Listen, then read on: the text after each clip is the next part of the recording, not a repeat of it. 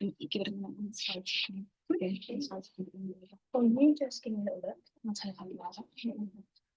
I'd rather grab these sources because I'll probably not do it right. Yeah. And everyone's phones are muted, so everything, right? Not gonna have any surprise alarms or anything. Great, thank you. So you will be caught on video. You just give me a little look. Yeah, I'll tell you how you are. I'm grab these sources because I'll probably back. I'm gonna just. No, but they'll be able to. It'll be. Look, it's really delayed, so it's going to be really distracting. No, but you don't listen. Is that going to be distracting? Seeing you guys like kind of glitching? Be honest, because it's up to you guys. Will that be okay? Just It just won't be looking at it, right? Yeah. Perfect. Yeah, there we go. Perfect. Right.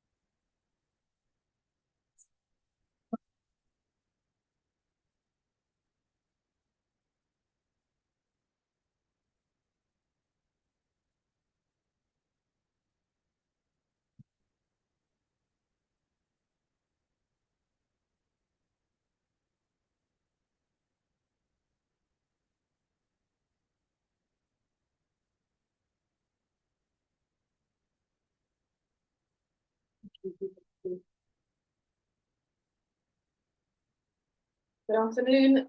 This is the case of Starksy and Chief Constable Police. First and foremost, and this is an introduction by the panel. I will start straight away with probably the appellant.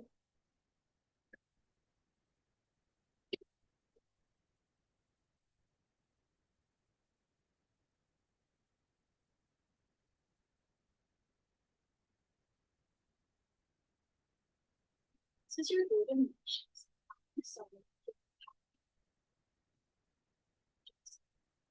My learned friends, Miss Duckworth and Miss Legacy, appear on behalf of the family. Would your Lord and Ladyships care for a summary? Please. The NJ police received a ticket that two men who had convictions for burglary and firearm offenses were planning a nighttime raid. Two police marksmen, Hutch and Starsky, were positioned inside the building. Two intruders entered the building and Hutch fatally shot him, wrongfully assuming he was armed. The victim, however, was a 15-year-old boy, Huggy, carrying a torch, not a gun. Starsky, who had already apprehended the other suspect without incident, was horrified after witnessing the shooting. As a result, Starsky developed a severe psychological illness and was forced to retire. He argues the operation was botched, arguing that the officers outside should have identified the intruders as minors rather than the suspects they were after. He is now suing the chief constable, seeking vicarious liability for the negligence of the officers, particularly Hutch. In the preliminary ruling, Justice Dodgy found that no duty of care was owed to Starsky. The Court of Appeal upheld this decision. Starsky now appeals to this court, challenging the rules. The following submissions will address the first judgment regarding the foreseeability of psychiatric harm. If it pleases your Lord and Ladyships, I will now begin my first submission. It is respectfully submitted that Starsky's involvement goes beyond that of a mere bystander. He was an active participant in the police operation. He directly witnessed a traumatic and shocking incident. Given his direct involvement, it was reasonably foreseeable he would suffer psychiatric harm. If I may turn your Lord and Ladyship's attention to the case of Alcock and others and Chief Constable of the Yorkshire City Police, 1991, Volume 4 of All England Reports, page 907, which your Lord and Ladyship's care person facts. Please. The defendant, the Chief Constable of the South Yorkshire Police, was responsible for policing a football match at the Hillsborough Stadium. As a result of overcrowding, 95 people died and many more were injured. The loved ones of those affected in the incident brought claims for psychiatric harm. Some witnessed events from other parts of the stadium. Some saw them live on television or heard of the events after. The House of Lords ruled in favor of the defendant on the basis that in order to establish a claim in respect of psychiatric illness resulting from shock, it was necessary to show that such an injury was reasonably foreseeable. In the cases of the claimants who had been present at the football match, the fact of the relationship shown alone was not sufficient to give a rise of a duty of care, and the viewing of the disaster on television could not have been said to be equivalent to be in the sight and hearing of the event or its immediate aftermath. If I may direct your Lord and Ladyship's attention to the highlighted section of the Alcock case, found on page 66 of the case, on page 71 of the book.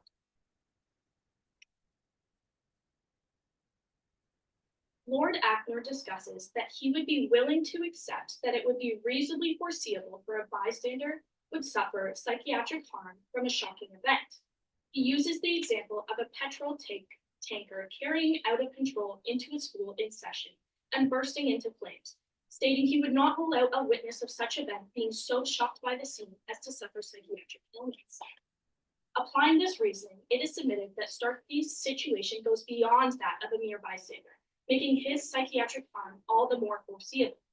Unlike the uninvolved witness, he was an active participant in the police operation and directly present at the scene, witnessing the fatal shooting firsthand. He was not only physically present at the scene, but was also placed in a position of responsibility within the operation. If the courts are willing to accept that a mere bystander could suffer psychiatric illness from witnessing a horrifying event, then it must follow that a person in Starsky's position, who was not only present but actively involved in the accident, would suffer even greater risk of such harm. Such an incident, given its shocking nature and direct impact on Starsky's professional and moral conscience would put him at a heightened risk of suffering psychiatric harm. His case is significantly stronger than that of a bystander because he was not only witnessing the traumatic event, he was actively engaged in a professional capacity, yet powerless to prevent such a catastrophic breach of protocol. If it pleases your lord and ladyships, I will now begin the second section. It is respectfully submitted that while Starsky did not have a close personal relationship with the victim, the circumstances were exceptionally horrific. Watching a 15-year-old child wrongfully and fatally shot by a colleague is a shocking event that could reasonably cause severe psychiatric injury. Counsel, let me stop you there. I hear your submission in respect of it was an exceptional event. But counsel, do you not think that that is a part of the nature of the role of the police officer to witness such events? It is submitted that while police officers do have training in the area to witness such horrific events, I do go into further detail in another submission, but officers are not trained to deal with such gross breaches of protocol, and so therefore it would be exceptionally horrific for him to do that. Thank you. If I may direct your lord and ladyship's attention to the case of McLaughlin and O'Brien, would your lord and ladyship's care for a second? Not in this instance.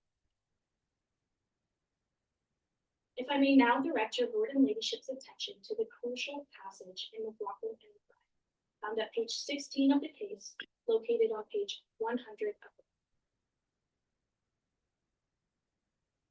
In this section, Lord Scarman states, space, time, distance, the nature of the injuries sustained, and the relationship of the plaintiff to the immediate victim of the accident are factors to be weighed, but not legal limitations, when the test of reasonable foreseeability is to be applied. This principle is of fundamental importance to the present case. While acknowledging that Starsky did not have a close personal relationship with the victim, Lord Scarman's reasoning suggests that this should not operate as a strict legal limitation. Instead, all relevant factors, including the proximity of the claimant to the event, the severity of the incident, and its impact, must be considered holistically when determining whether psychiatric harm was foreseeable. Here, the circumstances were significantly horrifying. Starsky was not a removed observer, but an active participant in a police operation that resulted in the wrongful killing of an innocent child. Starsky was present on the scene, witnessing the tragedy firsthand. The horror of the moment, the sudden fatal gunshot, an immediate realization that an innocent life had been unjustly taken, makes it reasonably foreseeable that severe psychiatric harm to any individual, even one with professional training, would apply.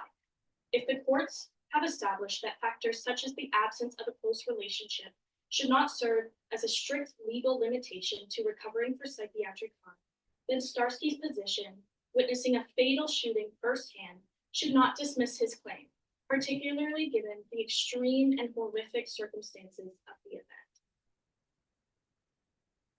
If it pleases your lord and ladyships, I will now begin the third submission.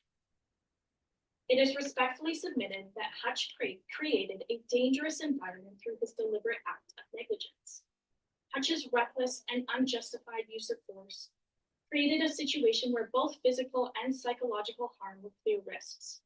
Witnessing the unjustified killing of a minor against protocol makes it reasonably foreseeable for Starsky to suffer psychological distress.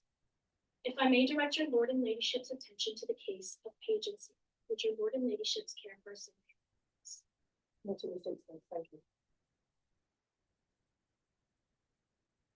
If I may direct your lord and ladyships' attention to the highlighted section on page 11 of the case, found at page 119. Lord Keith of Kinkle states, the risk could not have been said to have been so far-fetched or fantastic as to be a mere possibility which would never occur to the mind of a reasonable man. The risk was a real risk in the sense that it was justifiable not to take steps to eliminate it only if the circumstances were such that a reasonable man careful of the safety of his neighbors, would think the right to neglect it. Applying this reasoning to the present case, it is clear that the risk of psychiatric harm to Starsky was neither far-fetched nor remote. Hutch's reckless use of force introduced an extreme and unnecessary danger into the operation. Witnessing a violent and preventable death, particularly in close proximity, can have serious psychological consequences. Applying Lord Keith's reasoning, Hutch should have carefully weighed the risk of his actions before engaging in reckless conduct. Instead, Counsel, if I may, just on that point, in terms of being able to manage the risk, what is counsel's position in terms of how that could possibly have gone about in respect of the incident occurring? it is submitted that, based on the facts of the problem question, the word used was that he assumed that the child was armed, and in this circumstance, it is submitted that he should have taken more time to fully manage and ensure that the child was armed before taking a shot that could kill. Yes, counsel, thank you.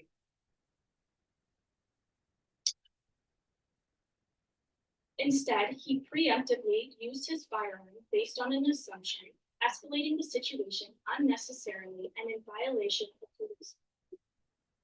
Proper training and established procedures exist to ensure that force is used only when absolutely necessary and proportionate to the threat at hand to not only keep the suspects but other officers safe. A reasonable officer in Hutch's position would have recognized that his negligence when handling a firearm could cause psychological damage to his colleagues. It is not a far-fetched consequence. The circumstances of the event, the unlawful killing of an unarmed minor, was particularly distressing and went beyond what a trained police officer should have reasonably expected to endure. It is therefore respectfully submitted, following the reasoning in pages, Hutch's negligence created a foreseeable risk of harm, both physical and psychiatric, to those present at the scene. The deliberate act of negligence by Hutch, given Starsky's position as a law enforcement officer, placed additional psychological strain upon him, as he was required to uphold professional standards while witnessing the breach of those very standards by a colleague, putting everyone involved at risk of harm. Therefore, the risk of psychiatric injury is entirely foreseeable, given the dangerous misuse of force displayed by Hutch. The counsel, on behalf of the lead appellant, respectfully urges the court to overturn the judgments in first instance, submitting that it was reasonably foreseeable that Starsky would suffer psychiatric harm on the basis that he was not just a mere bystander. The circumstances were exceptionally horrific, and Hutch's negligence was unjustifiable, putting Starsky at foreseeable risk. Unless I can aid the court any further, this concludes the submissions on behalf of the appellant. Counsel, there is nothing in particular, however, I turn to my judges who may have questions for you at this moment. Would you say there's a higher threshold for a trained police marksman than over an ordinary police officer? It is submitted that, well, yes, there are higher standards for a police marksman than a regular police officer. That's the area of contention here, because Hutch was also equally as trained as Starsky was, and he grossly breached protocols, and so therefore his act of negligence would not be called for or expected by Starsky. Counsel, what's your opinion on this argument against floodgates and how do we sort of manage this? It is submitted that that is a question of policy that comes up in this case in psychiatric incidences, but here differs quite a lot from a lot of the cases that we've seen, because we've seen in White, for example, where police officers were at the aftermath of the scene. They were not directly present witnessing a fatal shooting, and policy decisions are important to consider. However, in this situation, it's one police officer who was grossly misusing his power, and therefore I do not believe that it should make a difference. Thank you, counsel. Unless there are any further questions from our landlord judges at this stage, we would like to hear from counsel from the respondent. No, sorry. Unless junior counsel from the appellant, in which case we will be able to. Thank you.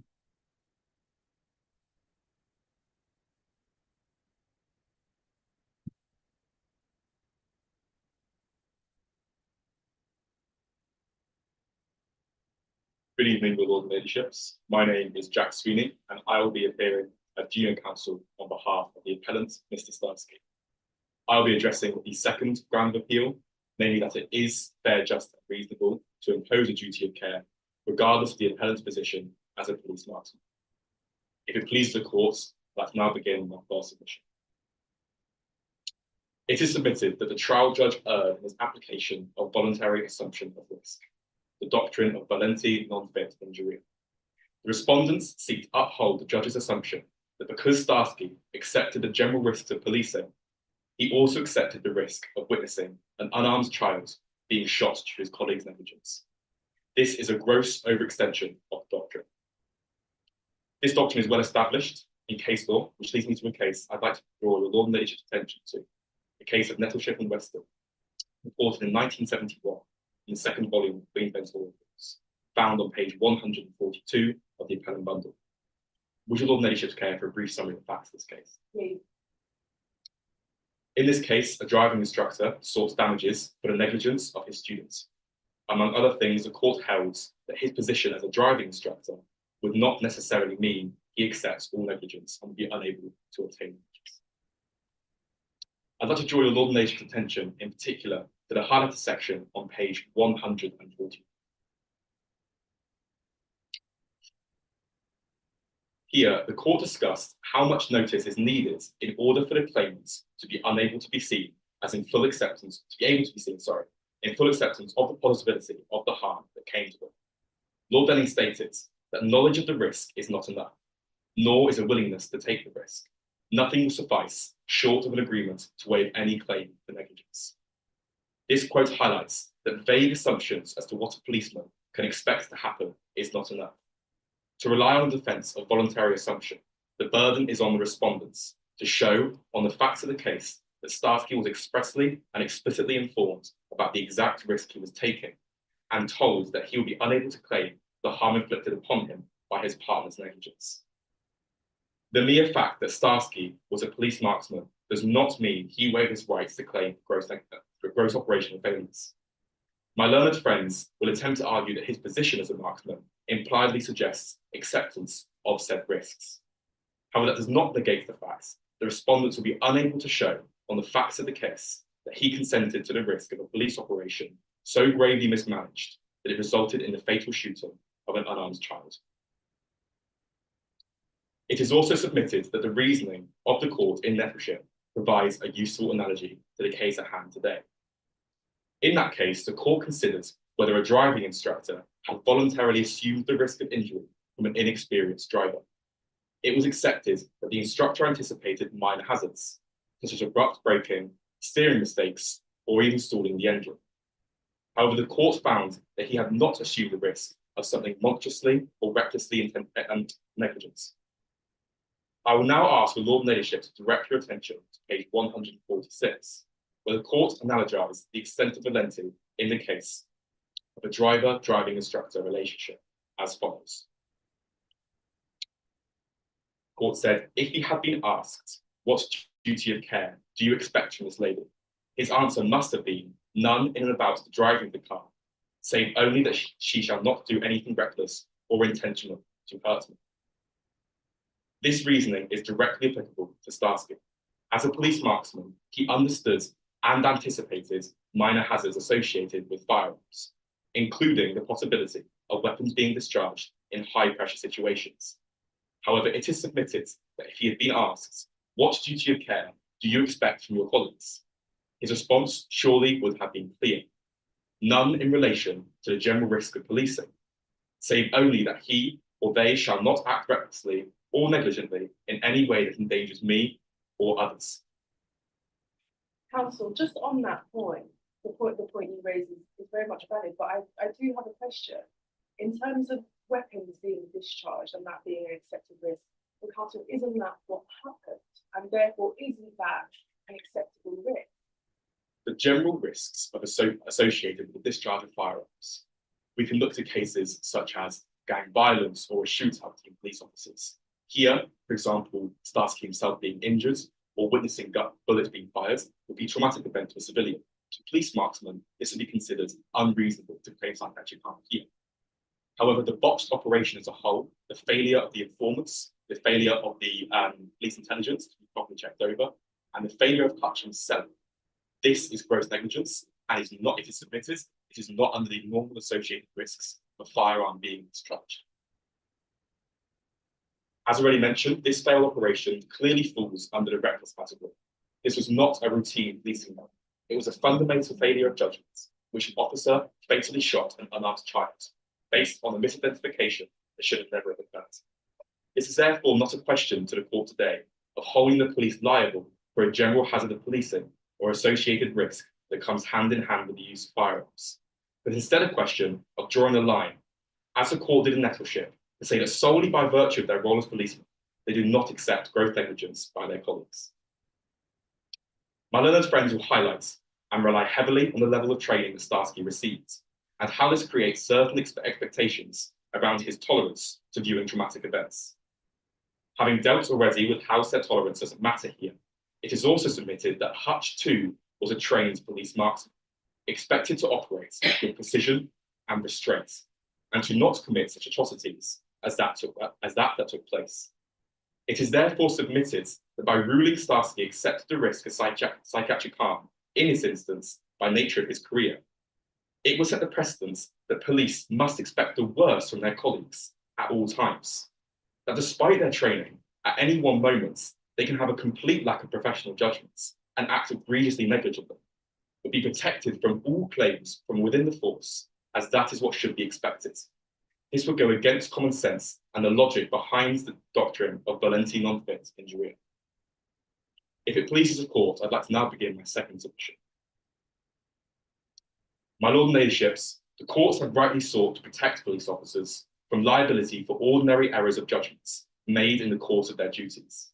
However, that protection has never extended and should never extend to cases of gross negligence. That is precisely what the court is dealing with today.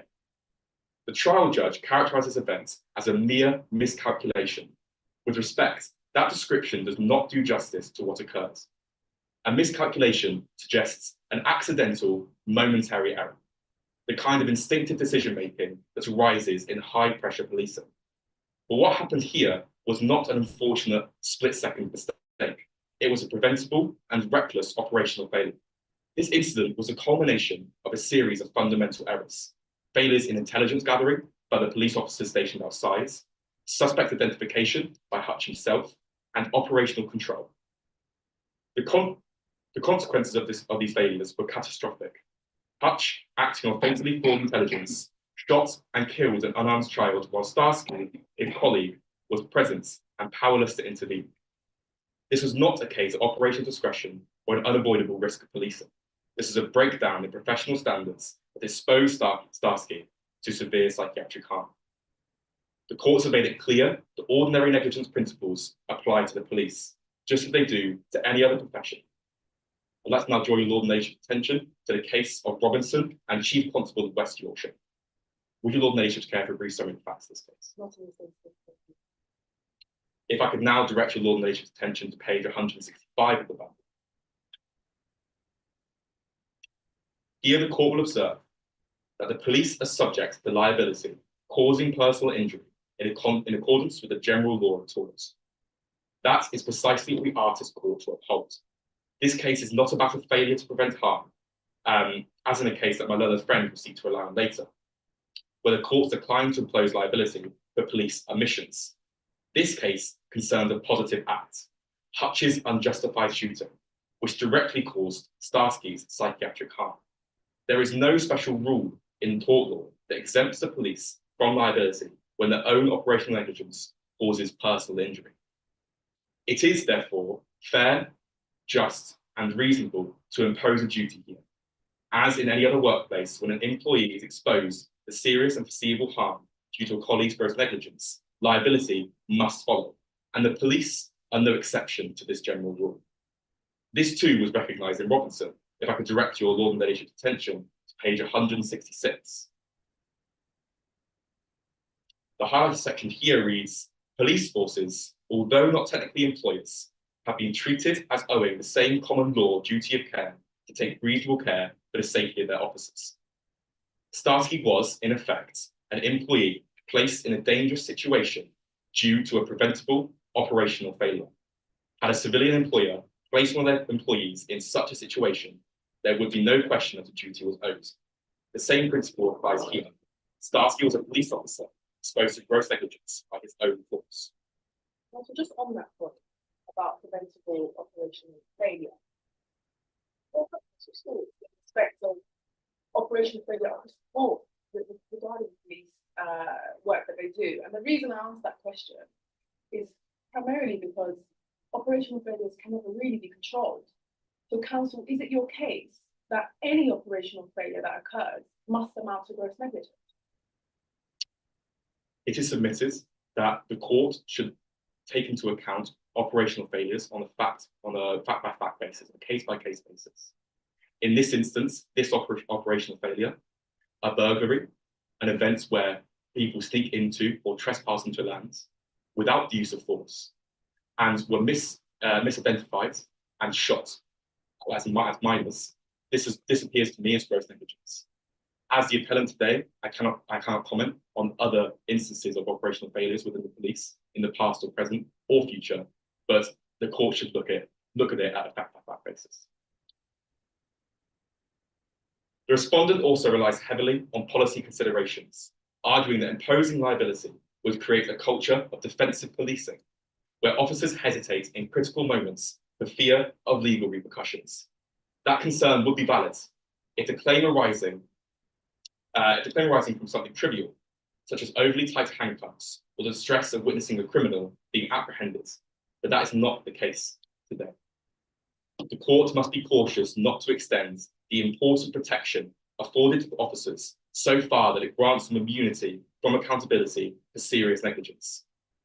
It is submitted the line between what is considered a miscalculation and what is considered unacceptable negligence must be drawn straight and boldly. This is not a case of an officer making a difficult split-second decision under attack. This was an avoidable failure that should never have occurred. If it pleases the court, I'll now begin my third and final submission. To begin this submission, I'd like to direct your Lord and Ladyship's attention to the case of White and Chief Constable of South Yorkshire Police, found on page 187 of the appellant bundle. Would your Lord and Ladyship's care for a brief summary of the facts? As my learned friend has mentioned, this case concerned the idea that police officers do not have a special right to claim psychiatric harm as rescuers, and the court were hesitant to create a whole new class of claimants. The respondents seek to convince the court that the facts align in the two cases. My submission will outline how they don't. My learned friend relies heavily on White to suggest that police officers should not be permitted to claim psychiatric injury resulting from traumatic events encountered in their profession. However, this argument is based on a fundamental misreading of the judgment. The House of Lords in White did not set a blanket rule that police officers would be unable to claim or recover damages for psychiatric harm.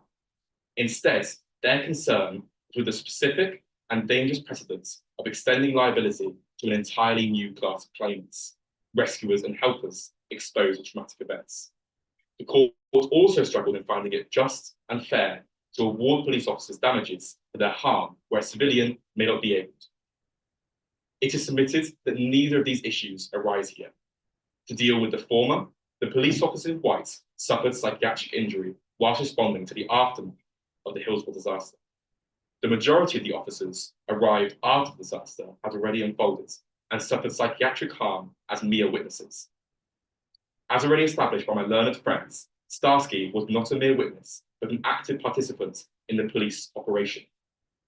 He witnessed and was directly involved in the events from beginning to end. The concern of a new class of claimants is therefore absent here. Recognizing liability in this case would simply confirm that when police officers negligently expose their own colleagues to foreseeable psychiatric harm, they should be held accountable.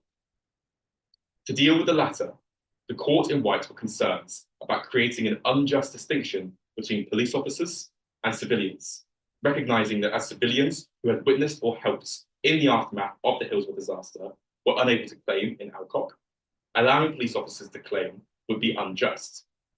However, with the case at hand, ruling against the appellants would create a blanket restriction on police officers, preventing them from recovering, even when a civilian in their position may be entitled to do so. This would create precisely the kind of unjust distinction that the House of Lords sought to avoid in White. This is echoed in the last paragraph of the judgment by Lord Hoffman in White, found on the penultimate page of the appellant bundle, 223, for your Lord Ladyship's reference. Your Lord Ladyships will observe the learned judge clarifying that he does not suggest that someone should be unable to recover for injury caused by negligence in circumstances in which he would normally be entitled to sue, merely because his occupation required him to run the risk of such injury. This passage is critically important. It shows that the House of Lords did not intend to establish a blanket rule preventing police officers from claiming for psychiatric harm.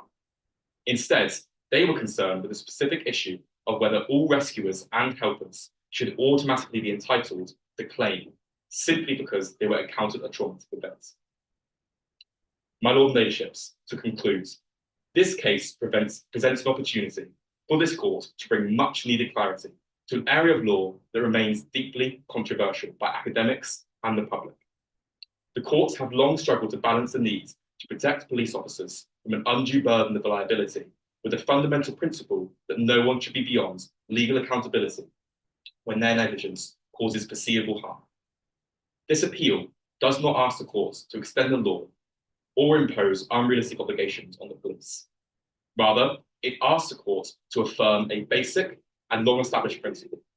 Police officers, like any other professionals, should be held accountable when their actions result in foreseeable psychiatric harm. Denying liability here would set a troubling precedent. The officers are expected to endure even the grossest operational failures simply because of their profession. Recognizing a duty in these circumstances would not open the floodgates, nor would it hinder effective any normal policing endeavours. It would simply ensure that officers entrusted with the use of force are held to the same standard of accountability that applies in every other area of negligence law. This court has the opportunity to set a precedent that ensures police forces take reasonable care in their operations, not only for the public, as in Robinson, but for their own officers. Unless I can be of any further aid to the court, this concludes the submissions on behalf of the appellants. Counsel, thank you. There are no questions from me, but I will turn to my learned judges. If we were to go with your arguments, not open the floodgates, where do we draw the line on psychological injury? If how do you injured, how does that account? Does that come into account? It is submitted that, based on the facts of this case, the psychiatric harm endured was on witnessing the death of an unarmed child. The injury, your lordship, I'd ask for more clarification on what an injury would be in this sense. Say Huggy had been paralysed, would we be arguing the same things? On the facts of the case, it depends. It is submitted that if Starsky was subject to seeing an immediate horrific injury and the paralysis was immediately evident, then this may be considered by the courts as a foreseeable psychiatric harm. However, if this condition was later established in hospital, perhaps not. But the issue at rise today, on the ground of appeal for the junior appellants, is whether or not, in his position as a police marksman, he was expected to witness his colleague to shoot and kill an unarmed child. And the junior appellant's position on that is firmly no. Thank you, counsel. Thank you very much for the wishes. At this moment, we would now like to hear counsel respond.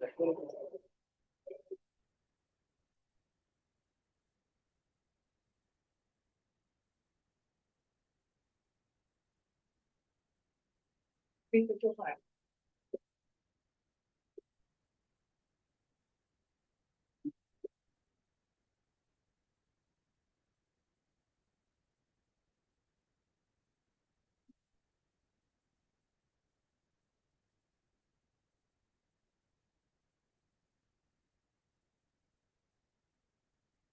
May it please your lordship and ladyships.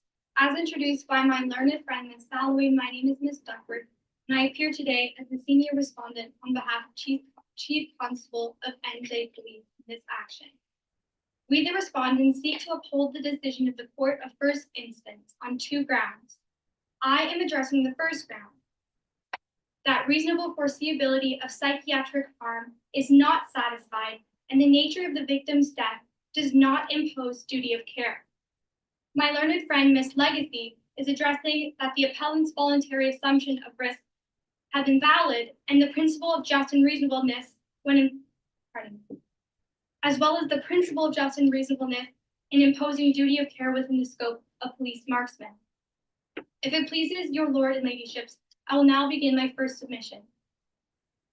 In my respectful submission, the case of Alcock and others in Chief Constable of South Yorkshire Police distinguishes that of a mere bystander and a secondary victim. A claimant is considered a mere bystander where a relationship fostering a close tie of love and affection is not existent with a third party, nor have they themselves been objectively exposed to danger or believe themselves to have been. By the facts of the case, the appellant had no established relationship with the deceased whatsoever. Although Starsky was in the same building as the respondent, there was no factual indication that he was within range of personal injury or believed himself to be, only of proximity allowing for visibility. Therefore, the appellant is classified as a mere bystander. If I may ask your lord and ladyship to direct your attention to the case of Alcock and others in Chief Constable of the South Yorkshire Police Report in Volume 1 of the Law Reports Appeal Cases in 1992 at page 310. This can be found at page 7 of the bundle. Would your lord and ladyships care for a reiteration of the facts? Please. Your lord and ladyship will observe the following facts.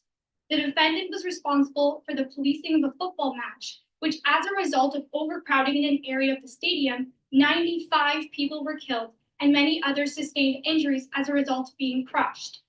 Live imagery of the accident was broadcast on television, as well as seen from other areas in the stadium, later circulated in television footage and over the radio. The plaintiffs made a claim as they had sustained psychiatric illness as a result of severe shock from what they'd seen or heard, seeking damages for negligence. The appeal was dismissed as the court's limited liability to those who both had a relationship of close ties of love and affection and had seen the accident by eyewitness at the time or directly after the accident, which none of the plaintiffs adequately satisfied. Please see page 389 of the case at page 86 of the bundle. Crucially, the case of Alcock and others in Chief Constable of South Yorkshire Police demonstrated that damages for personal injury can be claimed by a secondary victim when a recognized psychiatric illness is developed as a result of witnessing the death, injury, or endangerment of a third party in an accident caused by the defendant's negligence. As noted on page 86, which you were viewing, within this scope, several factors must be established in combination to demonstrate foreseeability and ultimately duty of care. One primary consideration is a relationship of proximity, which can be separated into closeness and relational ties. Regarding proximity of closeness, it must be said that a person is foreseeably present at the scene of the accident or its immediate aftermath. However, this proximity is not within the range of personal injury, but of closeness to perceive the event directly with one's own senses. Reviewing the facts at hand, although a relationship of physical proximity existed in time and space, there was nothing within the facts to indicate an actual or perceived range of personal injury from the appellant. Although in the same facility, the facts solely note Starsky to be within visible range as he had witnessed the incident. It is submitted that the appellant was present at the location of the accident without being exposed to physical danger. especially where the accident was an isolated discharge of a weapon by a trained marksman. Counsel, just on that point, I would like to know your thoughts in respect of this was a police officer clearly at work. Counsel, how is it your case that he's a bystander? It is submitted that although the appellant had a role in the apprehension of Bert and the overall circumstances for their proximity, there was no further connection or action to indicate that he was specifically a participant in the accident itself, that it is separate from the context to which he was locally there. Please see page 384 of the case at page 81 of the bundle. Most distinctly within proximity, a relationship of love and affection is shared with the victim of the accident. This is exemplified in a relational tie such as a sibling, spouse, or parent, for example. The case of Alcock draws a clear line between a secondary claimant and a mere bystander. This is limited, especially to avoid overextending a presumption of reasonable foreseeability. A relationship of close ties to love and affection and the additional care associated divides between a secondary victim and a mere bystander who could sustain witnessing an unfortunate event without foreseeably developing psychiatric harm as a result of shock. By the facts of the case at hand, the appellant has absolutely no relationship with Huggy, the victim, whatsoever. This is where a presumption of reasonable foreseeability cannot be made. I ask to draw your attention back to the point that factors of consideration must be made in combination, which is where the plaintiffs failed in Alcock. It is submitted in the absence of a relationship of love and affection, Starsky is a mere bystander outside of the range of objective or perceived danger. If it pleases your lord and ladyships, I will now begin my second submission. It is submitted as demonstrated by McLaughlin and O'Brien. It is not principally reasonably foreseeable that a mere bystander will sustain psychiatric harm, as they are assumed to possess the fortitude to endure the calamities of modern life. Where a relationship of proximity is devoid, the foreseeable consequence is that of temporary emotional reaction rather than an enduring psychiatric injury. As the appellant constitutes a mere bystander, there is a presumption of mental fortitude that remains stable through exposure to calamity, such as the death of another human being. The fact makes no implications to additional grounds suggestive of deviation from this established legal principle. Thus, it is not reasonably foreseeable that the appellant as a mere bystander would experience beyond a temporary emotional reaction on the grounds of psychiatric harm, rather than the grounds of psychiatric harm. So just on that point, there's quite some things that are definitely beyond child. I can understand the appellant's point, and I would like your response on this, that the death of such a child is quite traumatic and can therefore involve some form of psychiatric harm. What is the respondent's case? A moment, counsel. Of course.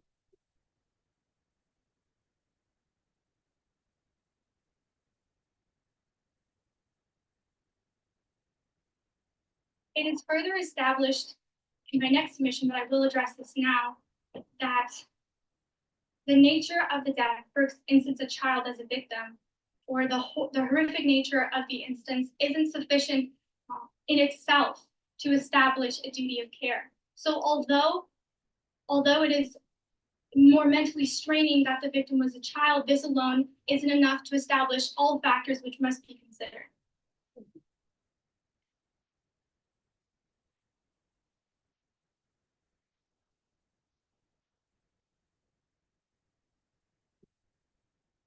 Pleases your lord and ladyship, I will now begin my.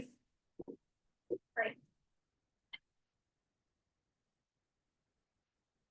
If I may ask your lord and ladyship to direct your attention to the case of McLaughlin and O'Brien found at page 122 of the bundle. Would your lord and ladyship care for a summary of the facts? Please. Your lord and ladyships will observe the following facts. The plaintiff's husband and 3 children suffered a vehicle accident. The plaintiff became aware of the accident 2 hours after its occurrence and had found them in the hospital soon after. As a result of being informed of her daughter's death, as well as seeing the state of the remaining family members, McLaughlin suffered a psychiatric illness as a result of shock. Upon appeal, the plaintiff was awarded damages due to the fact that she had clear, close ties of love and affection, and more importantly, that she had witnessed the state of her loved ones before medical intervention, still in a state mirroring the immediate aftermath of the accident. The case of McLaughlin and O'Brien extends the secondary victim's ability to claim where they sustained psychiatric illness as a result of shock in the immediate aftermath of their loved one's accident. Further, it forms a clear and reiterated distinction between a claimant hosting a relationship of love and affection and a mere bystander. Please see page 422 of the case at 134 of the bundle.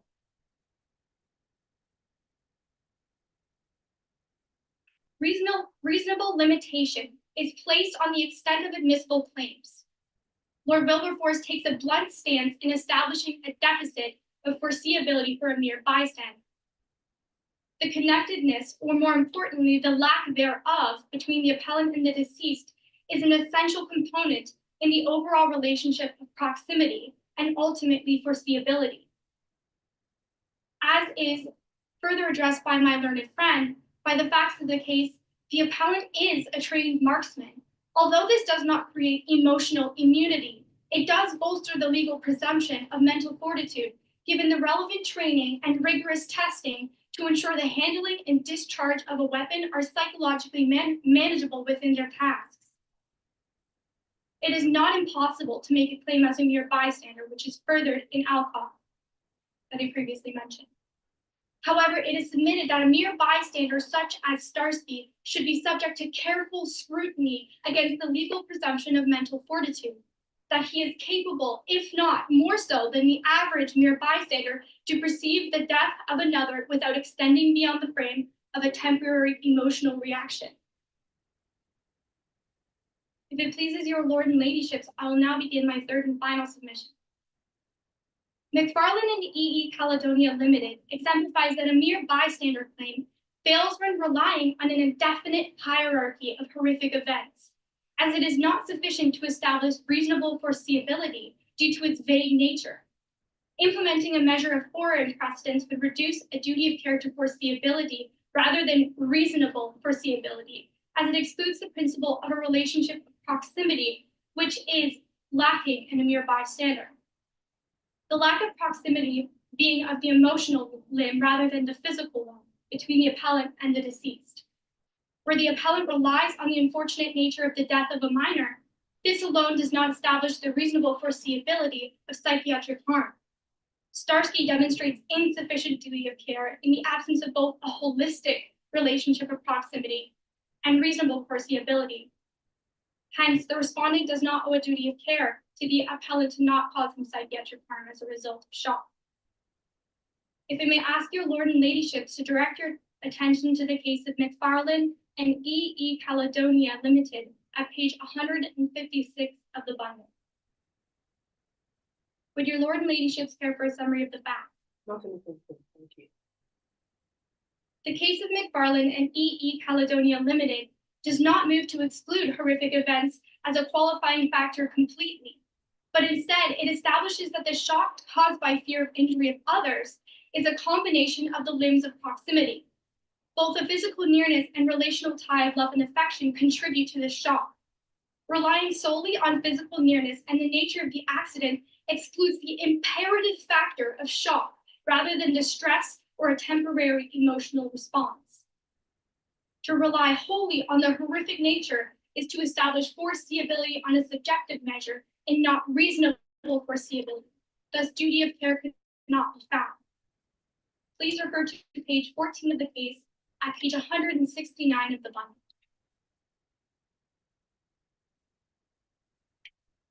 The principle addressed is outlined in this section. It is not denied that the nature of the event was horrific, as the claimant saw and heard other humans frantically seeking escape, burning to death, and hurtling themselves from the oil rig into the water, quite a distance down. What cannot be said is that the law relies on a subjective single component of horror and a partially satisfied degree of proximity when addressing a mere bystander. It is submitted that where the appellate relies on the unfortunate nature of the death of a 15-year-old, this alone does not establish the reasonable foreseeability of psychiatric harm caused by shock. Starsky demonstrates insufficient duty of care in the absence of both a holistic relationship of proximity and reasonable foreseeability. Hence, the respondent does not owe a duty of care to the appellant in this case.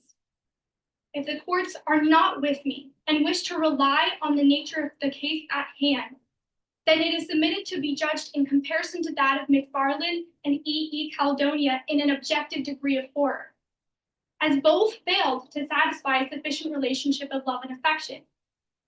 The question is raised as to whether the unfortunate, miscalculated death of a minor in the intervention of a criminal act is sufficiently horrific when measured to the death of over 100 individuals in an accidental explosion of an oil rig. I submit this is a comparative measure which may extend beyond the ambit of the justice system's power to define. To conclude, the appellant constitutes a mere bystander and fails to satisfy the wholeness of a relationship of proximity and the lack of a relationship with ties of love and affection to the deceased. The mere bystander is measured by a presumption of mental fortitude that shock or subsequent psychiatric injury are not reasonably foreseeable. Reliance on the nature of the deceased death is not sufficient, and a measure that is too subjective to demonstrate reasonable foreseeability. It is submitted that the respondent does not owe a duty of care to avoid psychiatric harm as a result of shock, being that the reasonable foreseeability is not satisfied. Unless I can aid the court further, this is the conclusion of my submission on behalf of senior respondent. Thank you, counsel. There are no questions for me, but I turn to my learned judges. Thank you very much.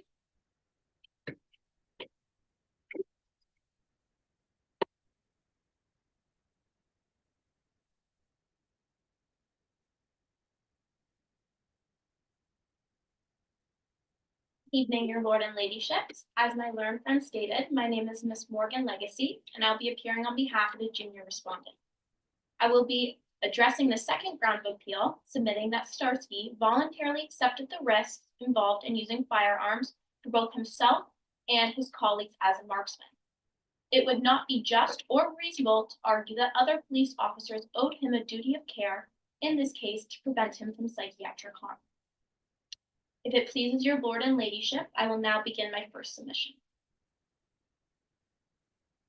It is submitted that Starsky, as a trained police marksman, was fully aware of the risks associated with his role and the potential exposure to dangerous and traumatic events.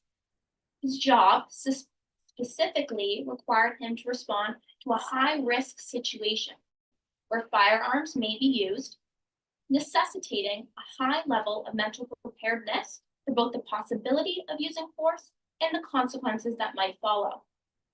Given that law enforcement officers routinely encounter violent and life-threatening incidents, it is reasonable to conclude that Starsky must have anticipated the possibility of mistake or tragic outcomes occurring in the course of his duties. If I may direct your lord and ladyship's attention to the case of White and Chief Constable of South Yorkshire, 1999, Volume 2 of the appeals case, page 455. This can be found on page 170 of the respondent's bundle. Would your lord and ladyship's care for a summary of the facts? If they may, more specifically, direct your lord and ladyship's attention to page 173 of the respondent's bundle in the highlighted section. As it states, professional police officers should not be entitled to claim damages for psychiatric injury because their chosen career is one in which they knew to have maintained law and order, and that they may frequently expose them to stressful and traumatic situations as an integral and inevitable part of their employment. They can therefore be expected to be better able to cope with shocking events than ordinary members of the public. This ruling establishes that police officers— Counsel, just on that point, is that not the argument? That's not the judgment. I am just referring to what is stated in the case. Is that not the counsel for the the two party applicants in that case? Is that in their argument? Yes, it is submitted that I am drawing on their argument to support that. This establishes that police officers, by virtue of their training and professional obligations, are expected to manage traumatic situations as part of their duties. Their role inherently requires them to anticipate and prepare for extreme stress, making them less entitled to claim for psychiatric harm than an ordinary civilian. A voluntary assumption of risk reinforces the position in White, holding that an individual who knowingly and willingly accepted a risk not later claim for damages or harm arising from that risk. As a police marksman, Starsky voluntarily understood a role where he was fully aware that the use of firearms and the potential for miscalculation or tragic consequences were inherent dangers. Courts have consistently held that professionals in high-risk occupations, including police officers, assume the risk of their position and therefore cannot later seek compensation for injuries arising from those risks. The court ruled in White that police officers assume the risk of their position and that their employer did not owe them a duty of care in such situations. Similarly, Starsky and Hutch, as trained officers, were equipped to handle high-risk situations, including the use of firearms and exposure to violent events. They voluntarily assumed these risks as part of their profession. Since Starsky knowingly undertook a role carried inherent dangers, he cannot argue that he owes a special duty of care beyond his position what ordinarily entails. Starsky, like the police officers in White, knew and accepted the dangers of his job when he chose to be a police marksman. His role required a high level of mental preparedness as he had to anticipate dangerous situations and its consequences. It can be seen that the junior appellant uses the case of White, arguing that public policy does not connect and apply to this case as it is an isolated, unusual event. However, White reinforces the idea of public policy concerns of fairness, legal certainty, and preventing excessive claims remaining relevant, even in an unusual case like Starsky's. White made it clear that police officers and other professions in high-risk roles assume the risk of their jobs and should not receive special treatment when it comes to psychiatric injury. If it pleases your lord and ladyship, I will now begin my second submission. It is submitted that it is not just or reasonable for Hutch as a marksman to include a responsibility towards Starsky to prevent him from psychiatric harm, as Hutch's only duty was to address the possible threat he was entrusted to manage alongside Starsky. His duty cannot extend to protect Starsky from psychiatric harm. If I may direct your lord and ladyship's attention to the case of Caparo Industries and Dickman, starting on page 209 of the bundle. Do your lord and ladyship's care for a summary of the facts? Yes, please. Caparo Industries was a company purchased by Finley Company, replying that the company's auctioned accounts, which were prepared by the accountant. The accounts stated that it had made a profit, but after Caparo acquired a major stake, they discovered that the company was actually in financial trouble. Caparo sued Dickman for negligence, arguing that they had relied on the misleading financial statements when deciding on the investment. The House of Lords ruled against Caparo and formulated a three-stage test for duty of care, for foreseeability, proximity, and fair, just, and reasonableness. By applying a three-stage test set out in Caparo for the duty of care, it is not reasonably foreseeable for Hutch to be aware that when going into the operation, an event as such would mentally impact Starsky, considering he is also a marksman who is trained to be placed in threatening and unpredictable situations. Even if we accept the argument that it may be foreseeable if a police officer could suffer from psychiatric harm from a traumatic incident, foreseeability alone is insufficient to establish a duty of care based on Caparo. There must be a sufficient proximate relationship between the parties. Proximity is just not a merely physical closeness, but whether the relationship created a legal obligation. If I may direct your lord and ladyship's attention to page 225 of the bundle. Also, just before you do that, In this situation, it of course is the defendant's case that the police officer was an active part of that, so therefore proximity has been established. What is the respondent's case? It is submitted that proximity has not been established, as they were in the room together and they were both marksmen trained together at the same level. They are fully aware of the risks that could occur, and extending that duty of care to Hutch to be aware of how something would affect Starsky's mental well-being would not suffice proximity. Yes, counsel, but on proximity, in terms of what would be considered, does counsel for the respondent accept that proximity would be met in that situation? It is submitted that proximity is not met to hold him a legal duty to satisfy the duty of care. If I may direct your attention back to page 225, the respondent's rebuttal in the highlighted section. It states, such close and direct relation that the act complained of directly affects a person, whom the person alleged to be bound to take care would be directly affected by its careless act. Hutch's primary duty was to neutralize the threat, not to personally safeguard Starkey's mental well-being. The operational role of a police marksman does not inherently create a proximate relationship, where one officer is responsible for the psychiatric health of another. The third requirement to impose the duty to be fair, just, and reasonable. It would be seen that it is unfair to hold Hutch accountable for Starsky's mental health when working around a dangerous equipment that requires a certain level of skill, which carries the possibility of dangerous events. To impose the duty on Hutch would create a sense of responsibility that is extreme and unreasonable, simply based on Starsky's assumption of risk.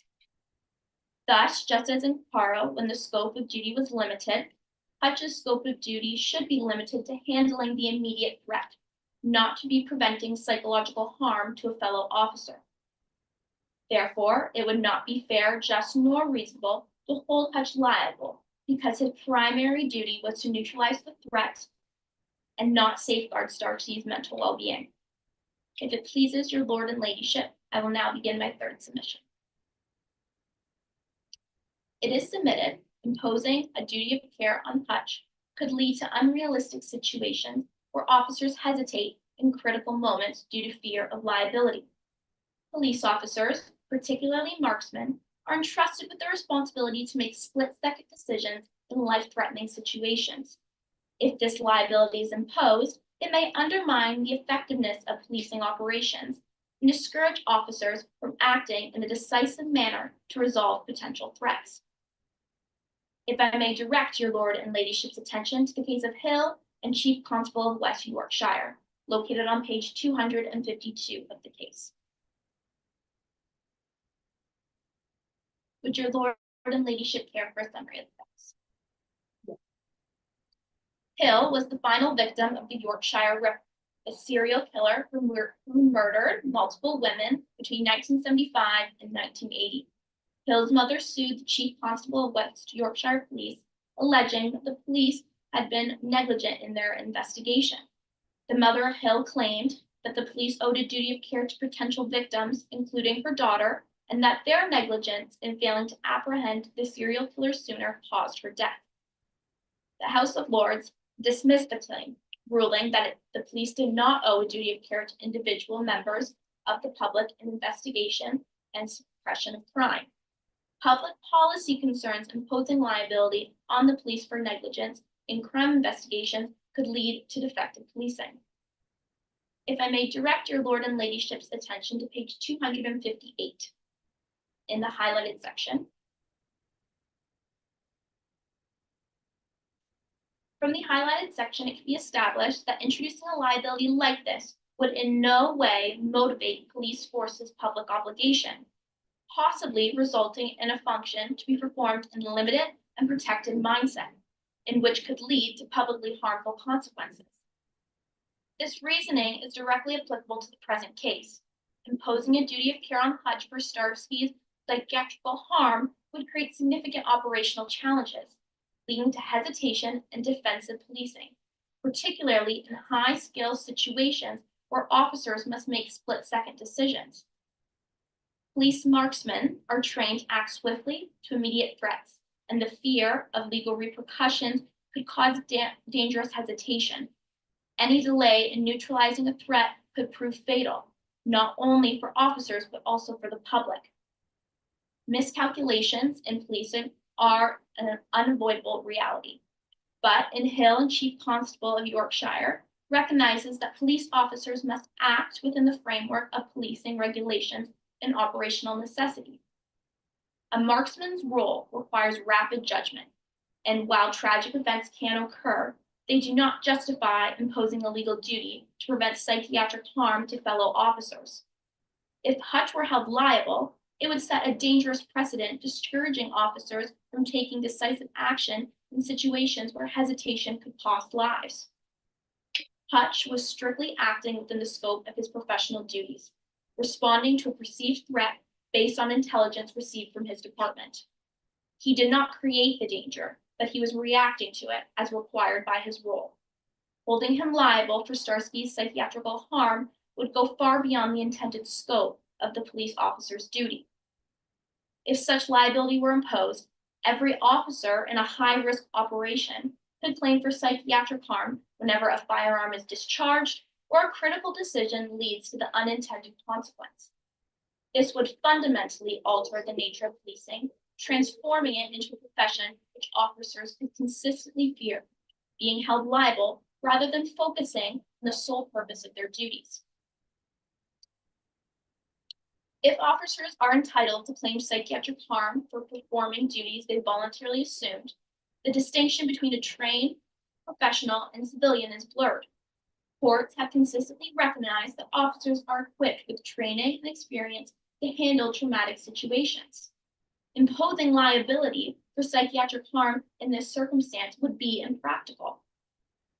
To conclude, the respondents respectfully request the Supreme Court uphold the decision of the Court of Appeal and dismiss both grounds of appeal, submitting that the court recognizes the failure to establish a duty of care to avoid causing injury through shock in the absence of reasonable foreseeability, a close relationship, and a relationship in proximity. Imposing a duty in these circumstances is neither just nor reasonable, as a voluntary assumption of risk has been adapted in the appellant's line of work. Unless I can aid the court further, this concludes the submission on behalf of the junior respondent. Thank you, counsel. There are no questions from me, but I turn to my left. Just one question. The reality that police officers, they're not robots, they're humans. And seeing a 15-year-old be shot to death at the hand of another officer is inevitably going to cause psychiatric distress. Where do we draw the line on how much they can handle? It is submitted that with the facts at hand, Hutch and Starsky were both trained marksmen. It is unreasonably foreseeable for Hutch to go into a position with someone who's trained as he is, and if any move he makes would cause harm to Starsky in that way. He should not be held liable or extend a duty of care to him when he is in the room with also a trained marksman. The other argument seems to be that the police force as a whole is negligent. So, in trying to argue that they're trying to see that Hutch is liable, are you excusing the negligence of the entire police force? It is submitted that it is not excusing the fact of the negligence. It is submitted that as Starsky is a trained marksman, he is very well equipped and voluntarily assumed the risks of his position when working with firearms. Thank you. At this moment, we would invite the appellant to respond. If counsel in the moment or whenever you are ready, you raise your hand as to when you would like to respond. If you have a response, there is no pressure. We will allow you a few moments to deliberate between junior counsel and junior counsel. You guys might use your right away. You're going to waive your right. You're waiving your right to respond. Thank you.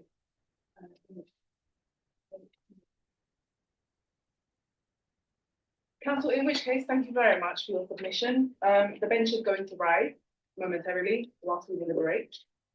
We thank council for their time and for their submission. We will be back shortly.